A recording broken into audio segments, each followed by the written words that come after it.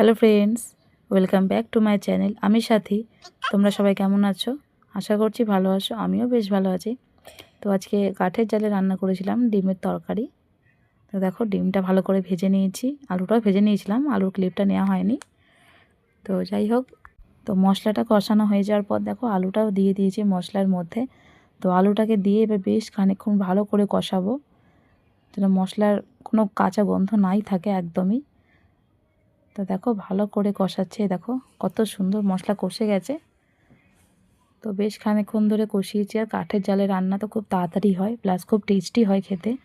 তো দেখো আলুর মধ্যে আমি ডিমটাও দিয়ে দিলাম। তো ডিমটা দিয়েও কিছুক্ষণ কষাবো, বেশ খানিকক্ষণ কষাবো। তো দেখো বেশ খানিকক্ষণ ধরে কিন্তু অনেকক্ষণ থেকেই বেশ কষছে একদম। তো বেশ ভালোভাবেই প্রায় কষা হয়েই এসছে, আর একটু কষে তারপর জল দেব। তো এটা কিন্তু কোনো রান্নার ভিডিও নয়, এটা রান্না তো সবাই কম বেশি সবাই করতে পারে, আমার থেকে অবশ্য ভালোও পারে। কিন্তু এটা আমি কেমন করি, ডিমের তরকারিটা কিভাবে রান্না করি, তো আমি সেইটুকুই তুলে ধরেছি। তো দেখো এই জল দিয়ে দিলাম। এবার জলটা ফুটে গেলেই একটু গরম মশলা ধনেপাতা দিয়ে নামিয়ে দেবো। তো তোমাদের আমার ভিডিওটা কেমন লাগলো জানিও, লাইক কমেন্ট শেয়ার করো। ফেসবুকে দেখলে পেজটা ফলো করো, অ্যান্ড ইউটিউবে দেখলে চ্যানেলটা সাবস্ক্রাইব করো। তো টাটা বাই, দেখা হচ্ছে নেক্সট ভিডিওতে। সবাই সুস্থ থেকো, ভালো থেকো।